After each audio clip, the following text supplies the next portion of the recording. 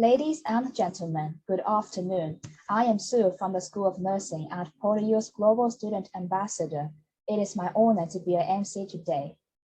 Let me extend a very warm welcome to all of you to the Dean of Students Talk, organized by the Student Affairs Office of PolyU.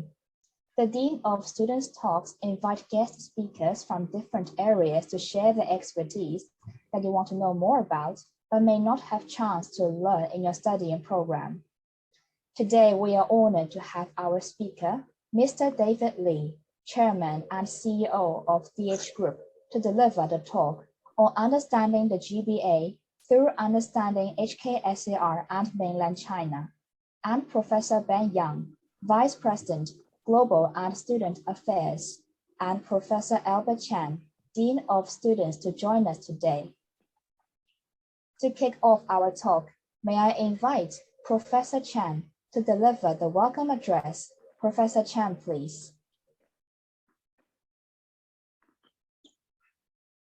You gotta unmute your mic, Albert.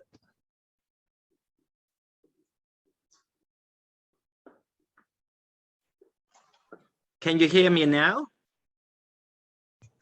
Yes. Okay, let me start again. Sorry for the technical hiccup. Good afternoon, ladies and gentlemen. It is my great pleasure to welcome you all to the Dean of Students Talk and to introduce Mr. David Lee, our speaker today. Mr. David Lee is the Chairman, CEO, and founder of DH International Group Holdings Limited. He has over 40 years of experience in the property and development industry. He is also the founder of Transport Integrated Development, TID in short, and has participated in over 75% of Hong Kong's TIDs. He has been invited to take part in many advisory committees and boards, such as the Central Policy Unit, also known as the government's think tank. He also advises on TIDs in Mainland. At the same time, he is a PolyU's outstanding alumni and university fellow and a very good friend of mine. The topic of the talk today is understanding the Greater Bay Area through understanding the Hong Kong SAR and Mainland China. Colleagues and students, please join me in welcoming Mr. Lee. Thank you. Well, thank you. Thank you. Well, good afternoon, Professor Yang, Professor Chen, dear students, ladies and gentlemen. It is my great pleasure to be speaking here to you about the GBA. When I was asked by Professor Chen to talk about the GBA, I thought, my God, such a huge topic. And he wanted me to talk about the GBA within the time frame of 45 minutes. It was not easy. So what I did was, I thought about it, and then I think, you know, charity starts at home. So what I did was I tried to put some figures together so that we have a better understanding of Hong Kong, because if you look at the GBA, I think you have to look at it from the Hong Kong perspective. So we have to understand Hong Kong first, and then we understand the GBA, and then we understand China, you know, because GBA is in the whole context of China. And that is why the topic today is understanding the GBA through understanding Hong Kong and China. Now, I will divide the talk into 5 topics, 5 sessions. The first is understanding Hong Kong, and then why GBA, and then understanding China. And after that, we will be talking about how to train, well, how to equip yourself. How to equip yourself, and then I will give some real-life examples, okay? So I will start the talk by, well, this is our company logo. I thought it would be useful for me to share our company logo with you. It says, we see things that others don't. and create value in ways that others can't. I hope all the students will be able to see things that others don't. They're able to see over and above what others see. And then they can also create value. And when we say creating value, I don't necessarily mean the economic value. There is a social value, the family value. There are many aspects of success in life. So I want you all to be able to create value in ways that others can't. And that is what makes each one of us so unique. Now, understanding Hong Kong. Well, I will start with something that you all know. Hong Kong is a population of 7.5 million, but if you look at it in perspective, what is 7.5 million? 7.5 million is 0.5% of the population of China. And I don't know whether the audience know that what is the life expectancy of the Hong Kong people. Surprisingly, we are the longest living people in the world. The life expectancy is 85 years. Now, if you look at the past 5 years, since 1996, well, the last 50 years, the life expectancy of the Hong Kong people is increased by 1 year every 5 years.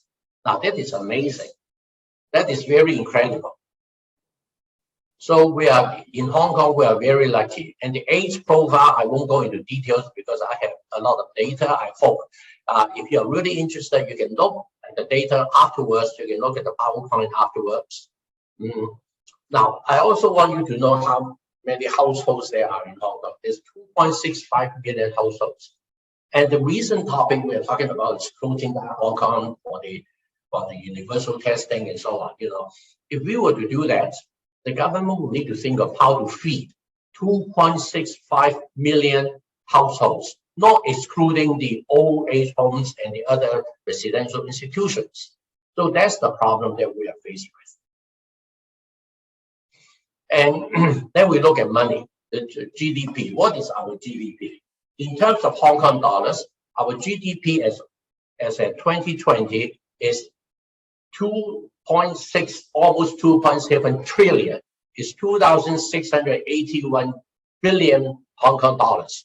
Now, you probably don't have a feeling of that. It's a lot of money, but how much is that? But what I have done is I have put the past 50 years GDP and then put out the growth in the past 5 years, that is from 2015 to 2020. Our GDP growth is 11%.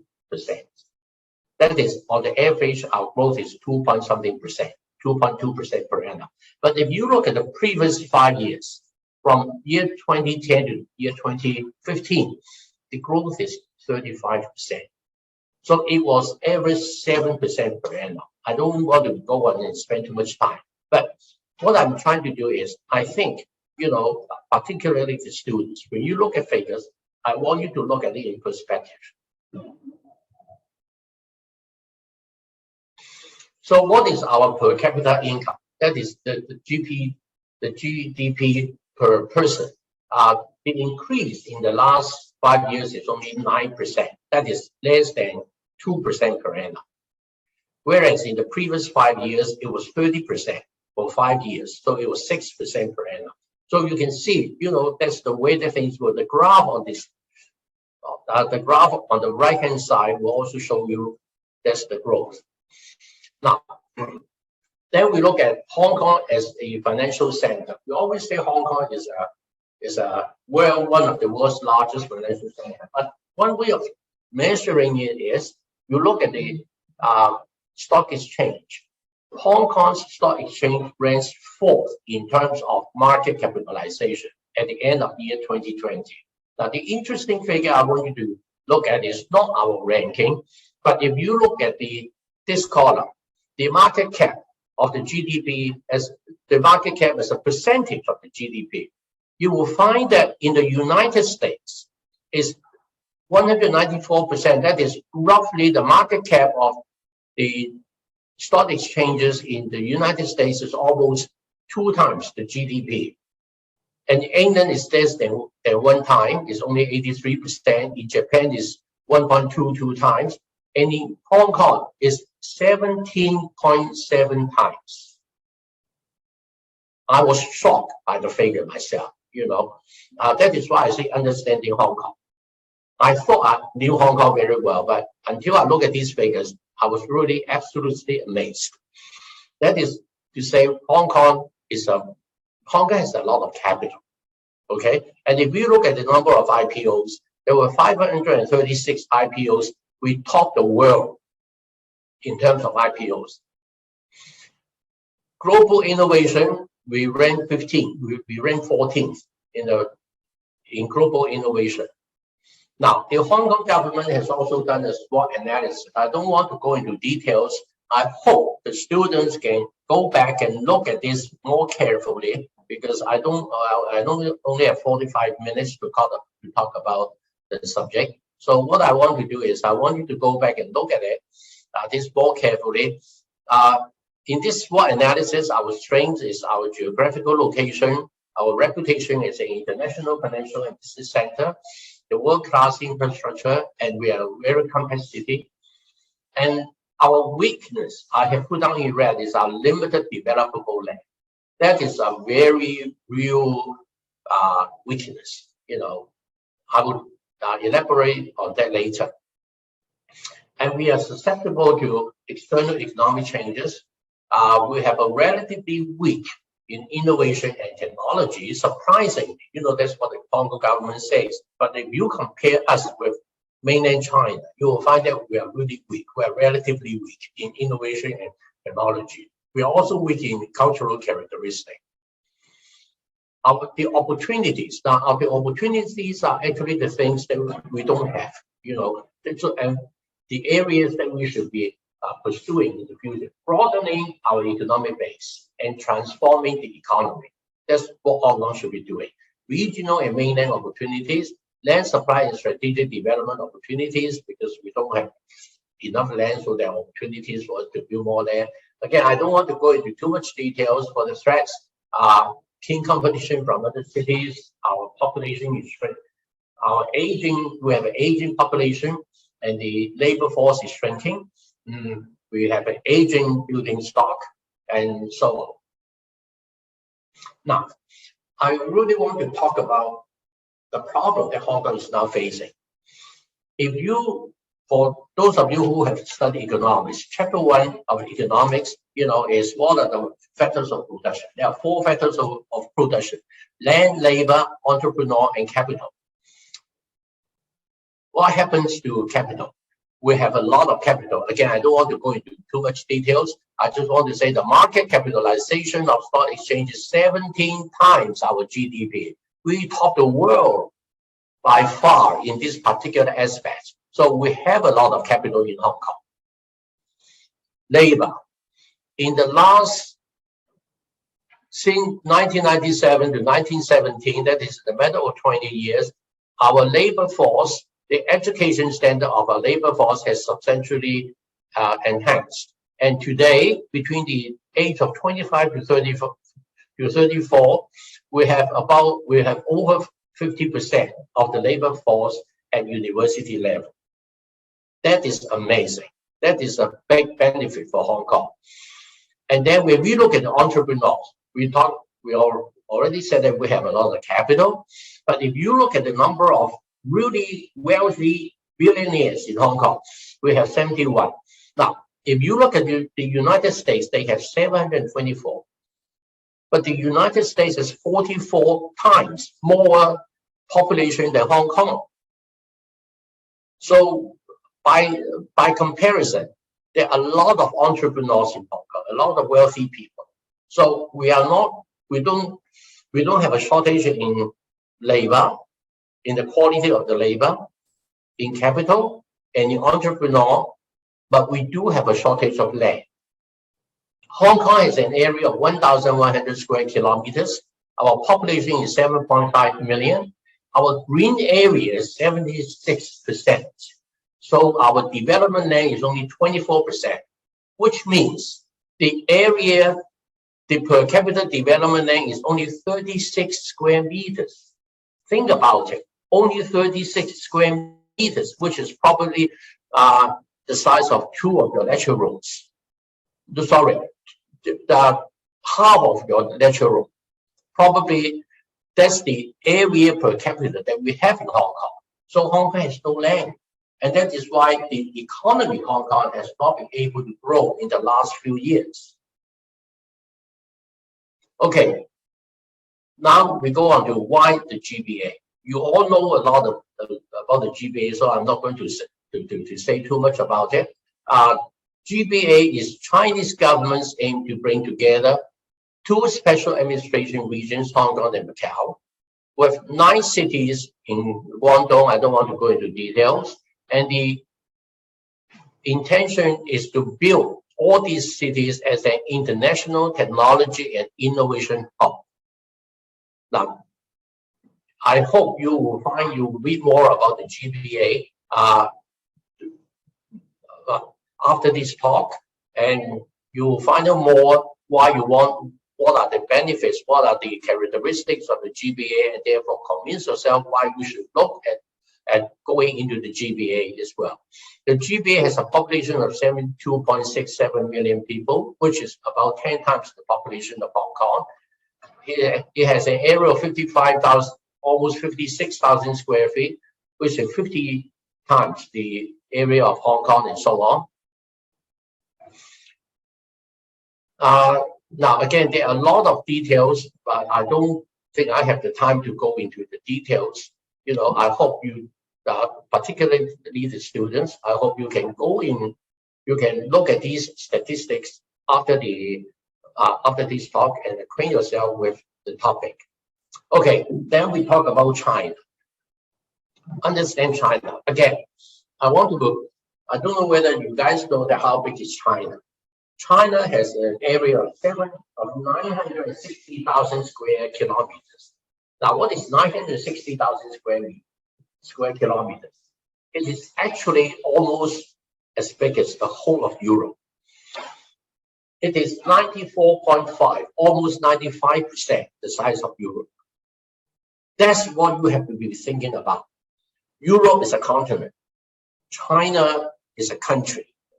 And as a country, the area is almost the same as the whole of the European continent. And in China, it's divided into 34 provinces, autonomous regions, and so on. And in Europe, there are 48 countries. So the figures are very similar, okay? And if you look at the population, the Chinese population is 1.44 billion.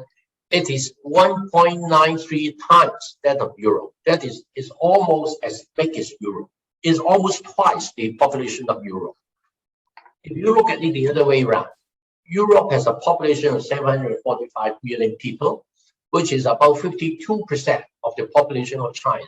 So we have China and Europe, roughly the same size, but China has twice as many people as Europe. That's what we should be looking at, what we should be thinking about. Now, in terms of GDP, how does China perform in terms of GDP? I have put down here the figures for the past 60 years so that we can compare it every 10 years. Now, if you look at it, this green column, comparing with 1970, our GDP in China has grown by, this is not percentage, this is times, by 130 times. It's incredible. And in the last 10, then this brown column shows the number of the increase in percentage. We are talking about 200 in the for every 10 years. For the last 10 years, our growth is 2.4 times. But in the previous 10 years, our growth is 5 times. It's 500%. It's incredible. That's what China has achieved. And in terms of per capita GDP, the growth is since 1970, that is 50 years ago, the growth is 92 times. almost 100 times. 92 times in the last 50 years. That is incredible. Now, the figures that we're talking about is the GDP using the US dollar as a common basis. There's another way of assessing the GDP, which is the PPP, the purchasing power parity. What is the purchasing power parity? It's the purchasing power in that particular country. I can give you a very good example. For a man to go and get a haircut in mainland China, it will cost them 20 RMB. And in the United States, for a man to go and get a haircut, he also pays 20 US dollars.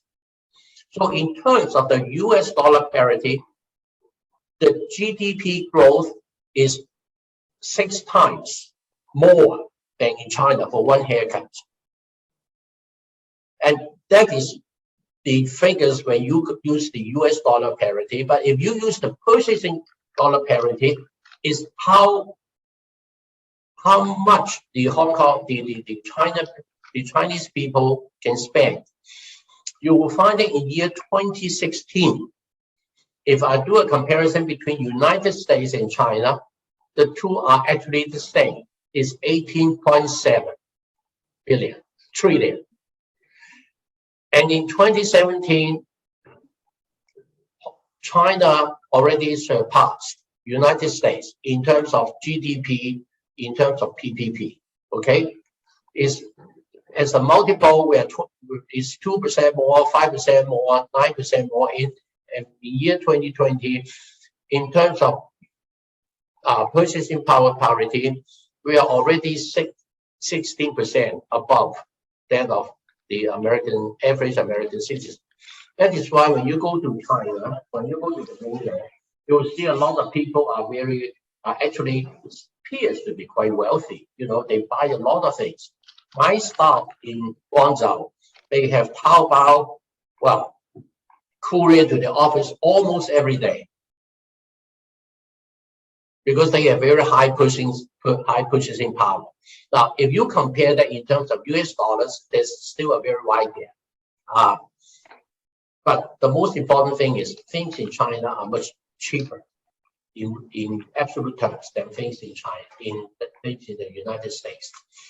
Now, if we also look at the number of patent applications, in year 2020, China has 68,700 patent applications versus the United States 59,200 patents.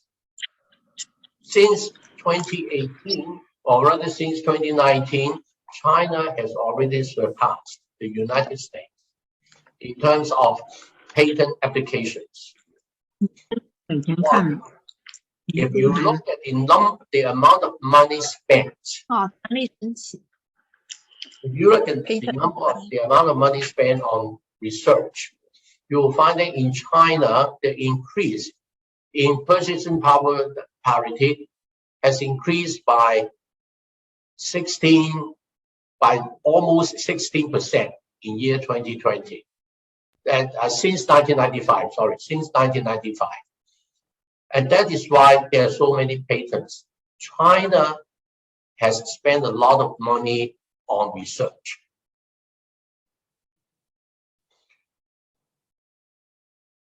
And in terms of the absolute amount spent on research, the US is still ahead of China, but China is chasing up. Now, I'm not saying that we should be competing with the United States. I'm just using the United States as a comparison. Now, okay, we talk about the other aspects, the social aspects. In China, we want to eliminate poverty. And in year 2020, China has successfully eliminated poverty. So you can see that the number of people who are relieved from poverty starting from year 2012, it was almost 100 million people. And in the last 9 years, China has eradicated poverty in all the provinces, in all the counties. And in terms of the environment, what has China done to the environment? Since year 1970, only 12.7% of the area of China has forest. But today we have 23%. That is, in the past 50 years, we have almost doubled the green area in China. You recall that earlier, we say that in Hong Kong, we have 74% or 75% of our area in green area. Now, how about the support of the people? The Harvard Kennedy School study came out in 2020. The support, the overall support of the government at central government level in year 2016 is 93%. That is, 93% of the people of China are supportive of the central government. Provincial government is 81%, county government is 73%, almost 74%. Now, this is a very high figure. And as I was preparing the talk, I found that there's actually another study by a very famous PR firm called Alderman. This is the Alderman Trust Barometer 2020. It measures the trust and credibility ratio of governments. China ranked first with 91%. 91% of the population of China has confidence and trust in the government. China has been ranked #1 since year 2017. And surprisingly, only 5 countries in the world achieved over 50% of support, of trust and credibility. The United States ranked 7th with only 39%. Japan is 36. So you can see the Chinese people are actually very supportive of what the government is doing. Now, all this happened not by accident. All this happened because China is the only country who has completed 65 years of continuous planning.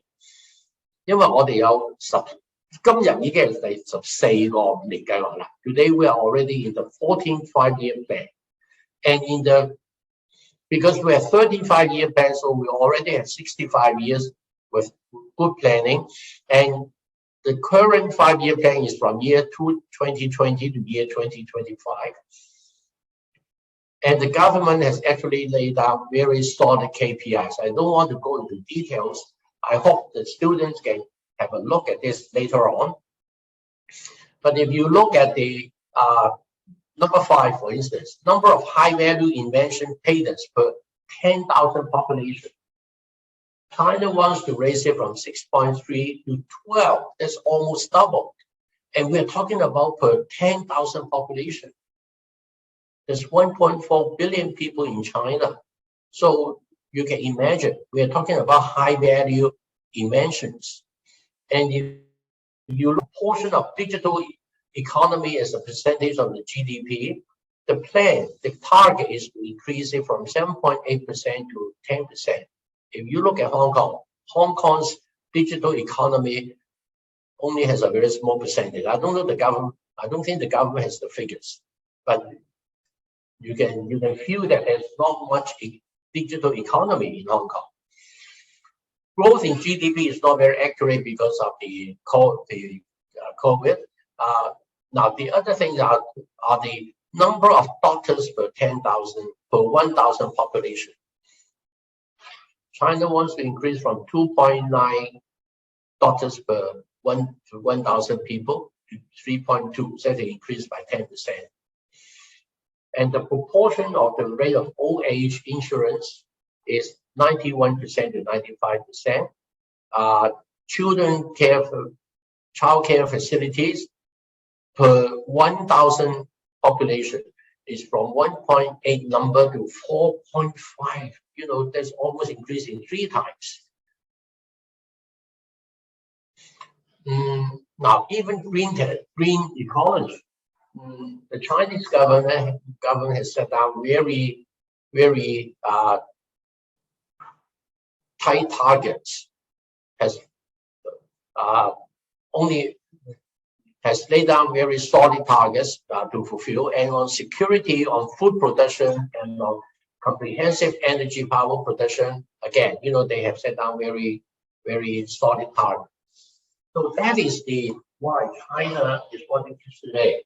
And that is why I say, as a Hong Kong belonger, why should we not look at the opportunities offered by us by mainland China?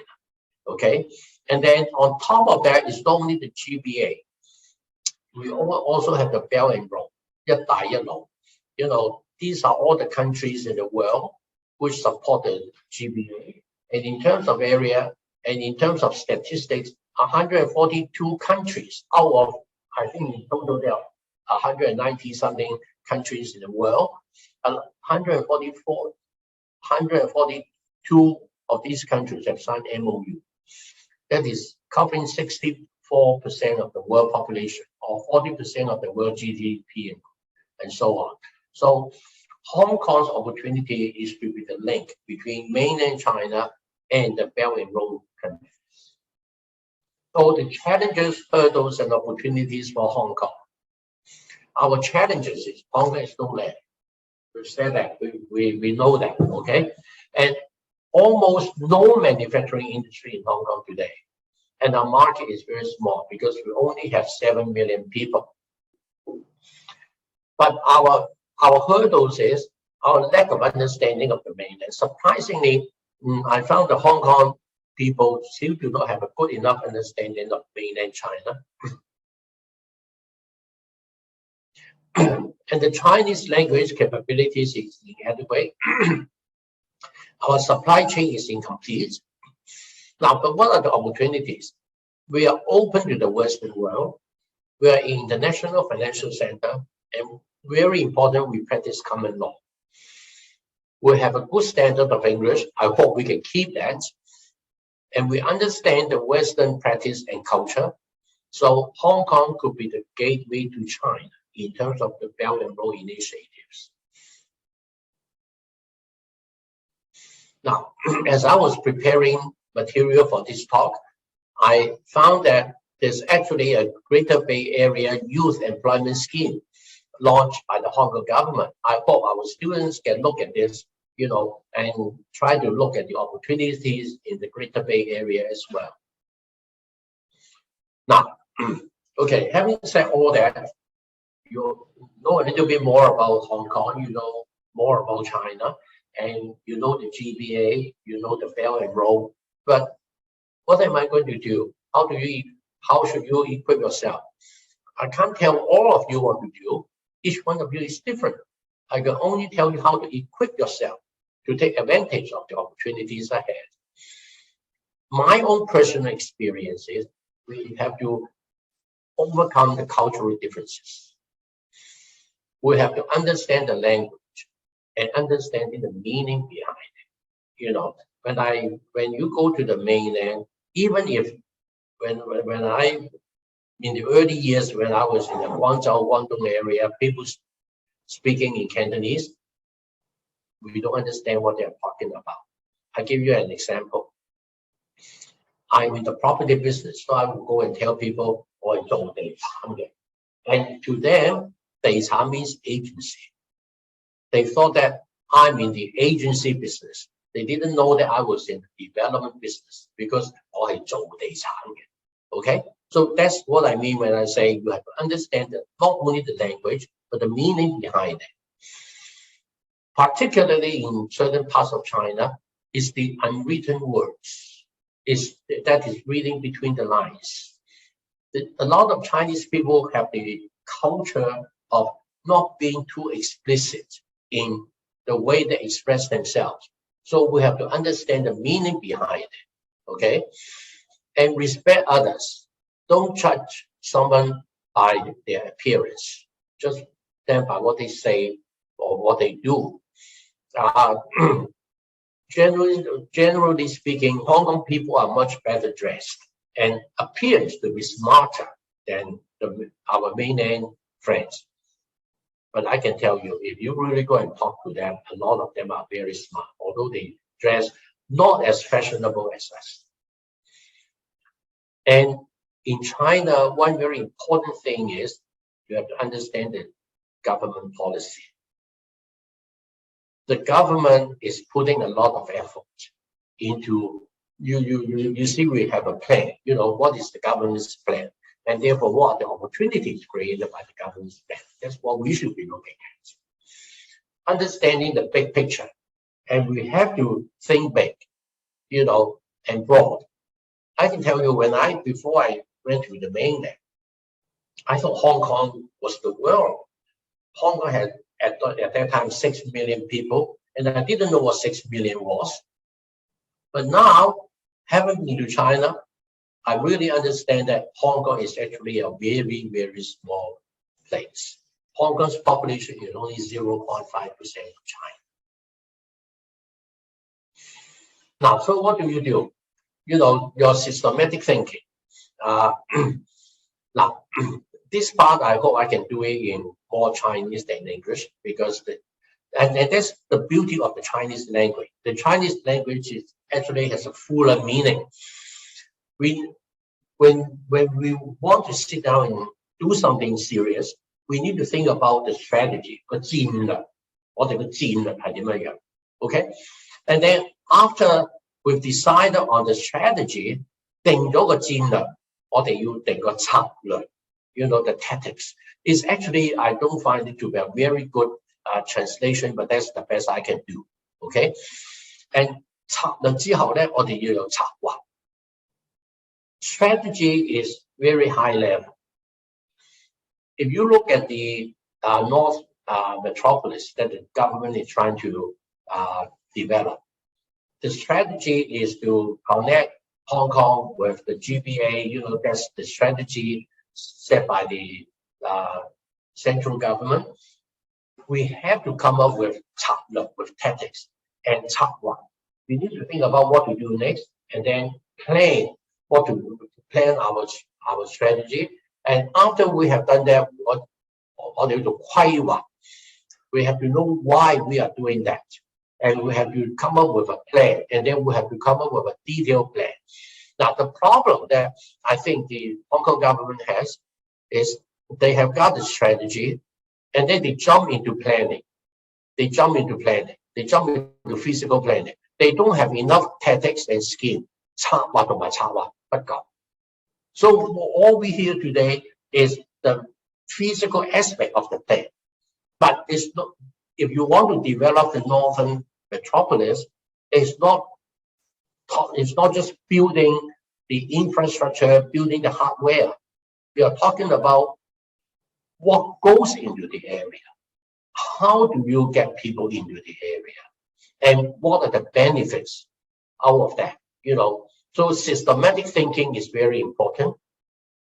And of course, I suggest you use the SWOT analysis, which is always useful. I don't want to go into details here. And I have read a book called How to Think by the very famous writer, Edward de Bono. He does this in a very simple way. 2 low postal code. 5 very simple words. 2 low postal code. So what is 2? 2 is where to. Your purpose, your target, where are you going? And if you, after looking at that, then that is the strategy. You look at the direction. What do you want to do? You want to set a strategy. That is 2. The direction. Where do you want to go? After you've done that, you look at low. Low is lo and behold. You look around. Okay, I have set this strategy. What should I do? You look around. You look around, meaning you try to gather information. And gathering the information, and then you analyze it, and then you decide what you want to do. And then, so the next one is So if you have, the next one is poll. Poll are the possibilities. After analyzing the information, then you will need to know what are the possibilities in front of you. There could be more than one possibilities, okay? And after that, so you come up with so many possibilities. What do? So is your plan. What do you actually want to do? And what do you do next? Next is go. You go and do it. You just go ahead and do it. That's the way that you should think, okay? In Hong Kong, I found that a lot of the Hong Kong students are not good enough in presentation skills. Our presentation skill needs to be improved. And we should use less words to say more. It's difficult to get the Hong Kong students to understand what is less and more. Less is more. Now, the next topic is the real life examples. I would like to start by using the example of a very good friend of mine, Dr. T.L. Poon, Poon Dat Lun醫生. He's a very famous orthopedics, 骨科醫生 and rehabilitation.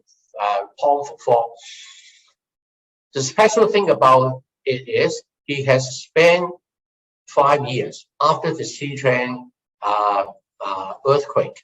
He has spent 5 years continuously going back to China every fortnight to offer medical care, including a lot of operations, to thousands of victims.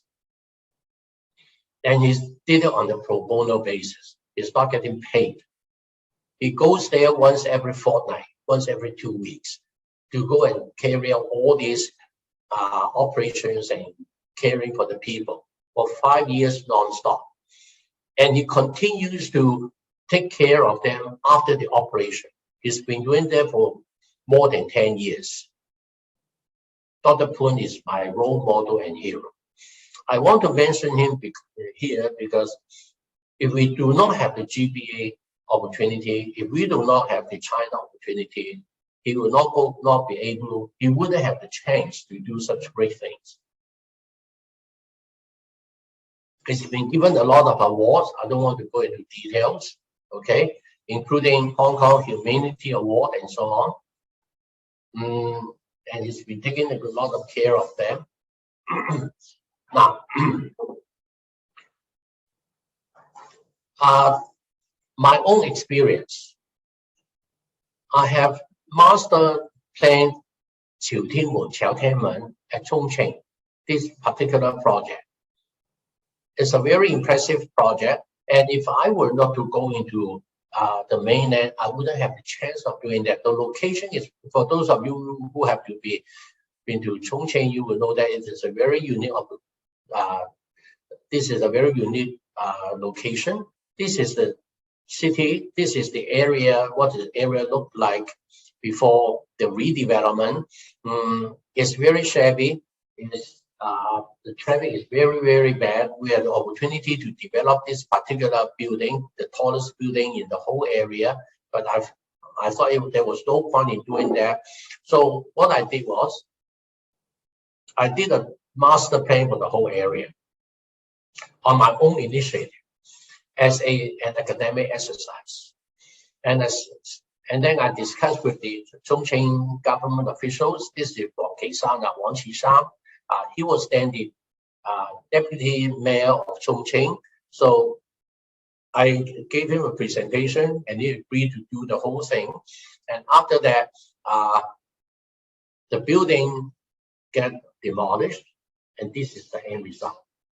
This is what is now standing on the site. So if I were not to go back to the mainland, I wouldn't have the opportunity to do such a large scale and landmark project.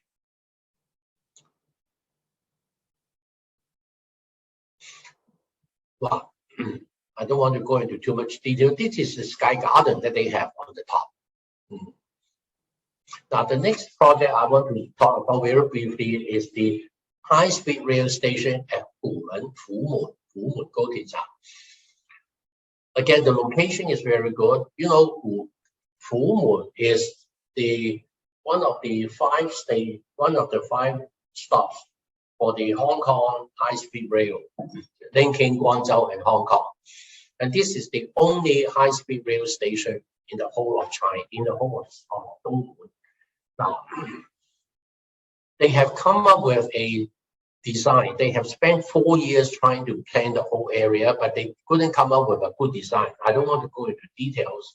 At the end of the day, we came in and we gave them a good master plan, and as a result of which we try to solve the planning problems and all that. And as a result of which, only after less than 4 months of our participation, the plan was approved by the government, and I'm glad to say that work is already underway.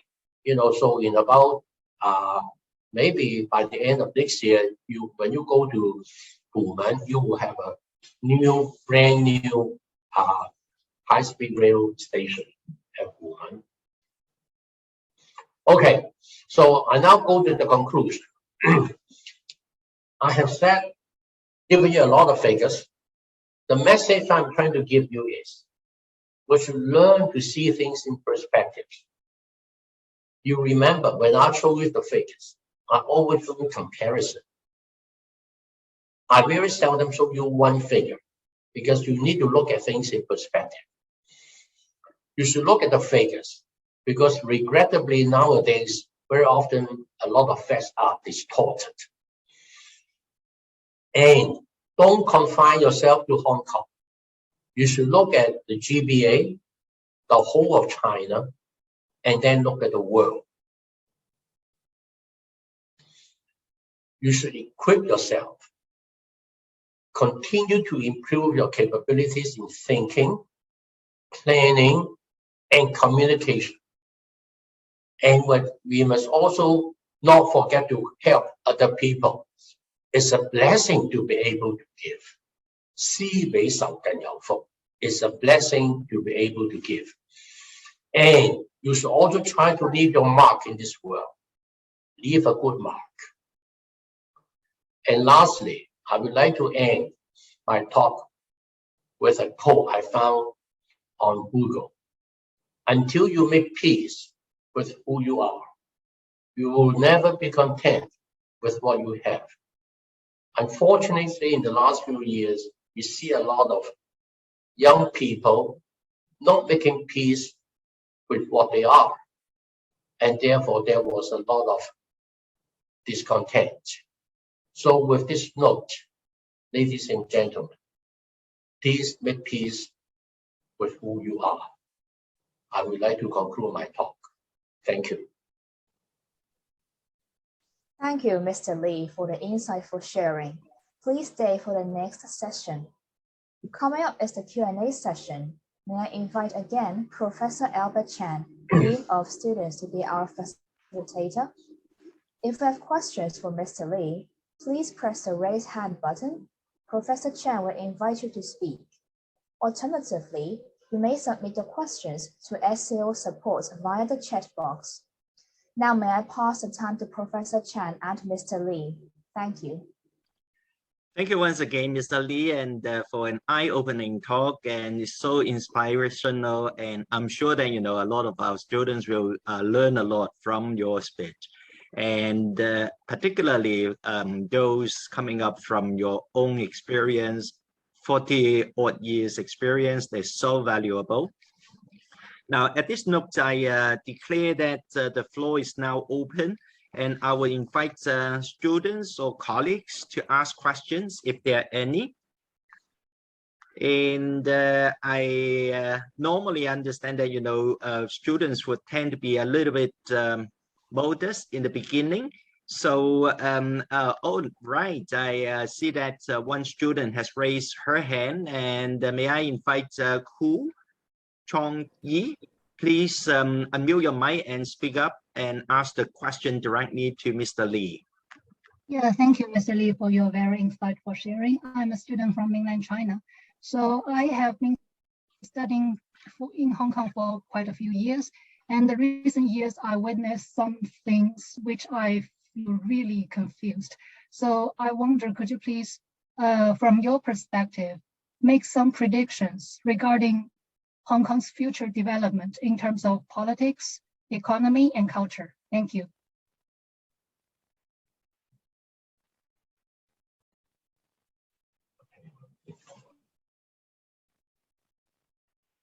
Okay, thank you for the question. And Mr. Lee, do you hear the question clearly?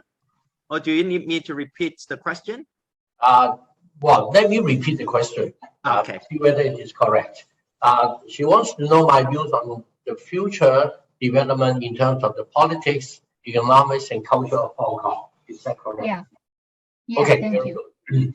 I will start with economics. I think, as I have said, given you a lot of figures in my talk, Hong Kong has a great opportunity as the gateway of China, both for bringing Western culture and Western technology and Western new ideas into the GBA, as well as the whole of the mainland. Conversely, Hong Kong could also be the gateway for transporting the expertise in China to the Western world, because we have a much better understanding of the Western culture and the Western way of doing things. To give you an example, I'm in the construction, I'm in the development industry, and the way of the building contracts are structured in the Western world and the way that the building contracts are structured in China is completely different. And we Hong Kong people have the advantage to be the advantage. So economically, I think there are a lot of opportunities. The GBA opens up a lot of opportunities. In terms of culture, Hong Kong, unfortunately, is not strong in culture. We have our own subculture, like the junk food, that the food, our cha chan ten, our local restaurant, we have a lot of very nice, very famous food. But Hong Kong doesn't really have a culture per se, in my view, So we want to talk about, so in terms of culture, I think Hong Kong is where we can bring in we can again be a bridge between transforming the Western culture and Western art into China, and also bringing the Chinese art and culture to the Western world. I know an organization, the Shaw Group, they're trying to do a lot of things, trying to promote a lot of art and culture things in China. Okay, as to politics, I think this is a very sensitive issue, and I have to be very careful. I think, as far as politics is concerned, I said at the end of my talk, we have to make peace with who you are. It's important for us to understand who we are. I'm a Hong Kong belong, Hong Kong, and I have to be content with that. So what I try to do is I have to look at things in perspective. If I want to be a British, if I want to be an American, or want to be a Brazilian, or want to be a Vietnamese, I will not be happy, because I am not. I can't pretend to be. There's the only thing that you can't have control in your life is where you are born and by whom you are born. We are not, there's not absolutely nothing I can do by it, do for it. So the most important thing is I have to be content with what I am. At my age, we were all very poor. We are talking about Tong Fong. I lived in Tong Fong when I was young until when I was 15 or 16. I can't remember.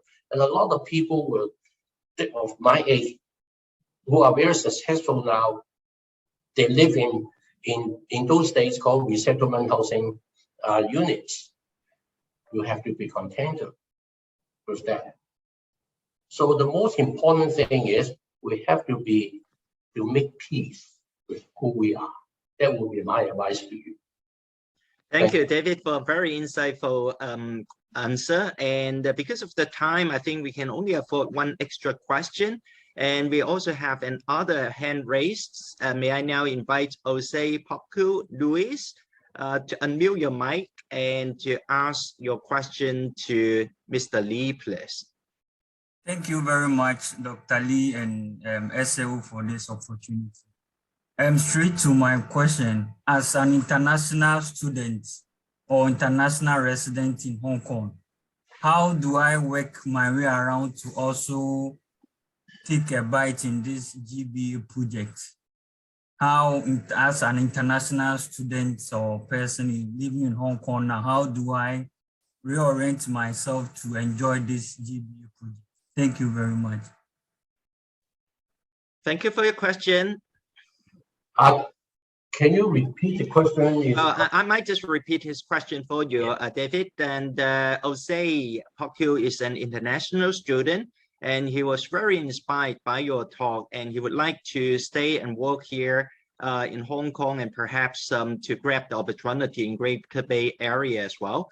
But as an international student, would he have the opportunity? And if so, how could he proceed? Well, I think I have already given the answer in my talk. There was this Greater Bay job opportunity scheme by the Hong Kong government. I don't know which faculty you are from, but the opportunities in the GBA area with a population of 75 million people and a huge manufacturing base and innovation base. I think there are a lot of opportunities. I think what you do have a very big advantage, and that is because you come from the mainland and you understand the mainland culture. So in my talk, I told you about the cultural differences, understanding not just the language, but the meaning behind that. You don't have the problem. Your problem is you will have to understand the Hong Kong culture and what the Hong Kong people mean when they say something. And having been in Hong Kong and having been a Hong Kong student, and if you mix well with your Hong Kong friends or Hong Kong schoolmates, I'm sure you will be able to do that. I can give you an example. I used to have a staff member from the mainland. He was from Guangzhou. He went to Australia to study university. But she's actually a lady. She told me that after staying with a Chinese student for the week, she decided to move out and stay with an Australian classmate. As a result of which, she spoke with a very heavy Australian accent, difficult to understand, but anyway, and her English was excellent. And now you know what she's doing. She's now working for the CIC. CIC is the China Investment Corporation. That is China's sovereign fund. As head of international something, I can't remember, And she did it because she was able, when she was in Australia, she went there, she tried to understand the local culture, and she was very successful, I tell you. Because when I met her, she sounded, if you listen to her talking without seeing her face, you thought she's Australian, and her way of thinking, because she spent a few years with her Australian classmates, and she was very successful in understanding the Australian culture, and it's a result of which she worked very well with me, and then she left our company and went on to do bigger things, which I fully endorse. And I was very, very proud and glad that she worked for the CIC, the Chinese Investment Corporation. Thank you very much, Mr. Lee, for your word of wisdom. Yeah, I think the example will work equally well with Jose, because although he's, I guess, a student from Africa, now he probably need to stay and work well with the local Hong Kong student, and understanding the Hong Kong culture, and also with the mainland student, because PolyU provide a very good platform, a very international platform whereby students can mingle together without any difficulty. Now with this, I'm sorry that I have to call halt for this Q&A section because time is not on our side. But I would invite our MC to wrap up the today's function. Thank you, Mr. Lee and Professor Chen. Ladies and gentlemen, I hope you enjoyed the talk as much as I did. To express our sincere appreciation, we in fact prepared a souvenir for Mr. Lee. We will make sure to deliver it to Mr. Lee on behalf of all of us. As now we would like to take some big group photos together. Would all of you please turn your camera on? Thank you. Thank you.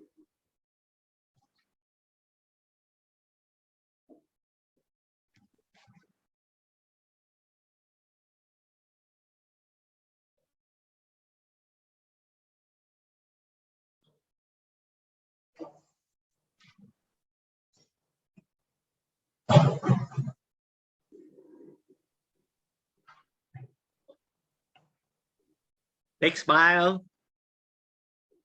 Hi. So may I invite those who have not yet turned on the camera to do so now?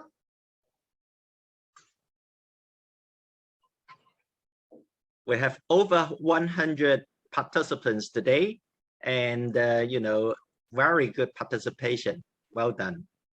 Thank you very much, Professor. Thank you very much. Thank you for your participation as well. And I do hope the students can look at the PowerPoint and try to look at the information that I have given there. You know, that there's a lot of information. Absolutely. It's food for digestion, but I hope they learn to look at things in perspectives. Sure. I also like to take this opportunity to thank Mr. Lee, because he has spent a lot of time in researching and collating all this meaningful information for us. That helps us a lot, and I'm sure that, you know, all participants will have a lot to learn from your talk and your presentation. Thank you once again. Well, thank you. Thank you very much. It's my pleasure and honor. Thank you. All right. Thank you, Mr. Lee, Professor Yang, Professor Chen, and everyone. This is the end of today's talk. Thank you very much for coming today. Last but not least, please be reminded to scan the QR code or click on the link in the chat box to complete the online evaluation form. Thank you and see you next time. Okay, thank you. Thank you. Bye now. Bye. Bye.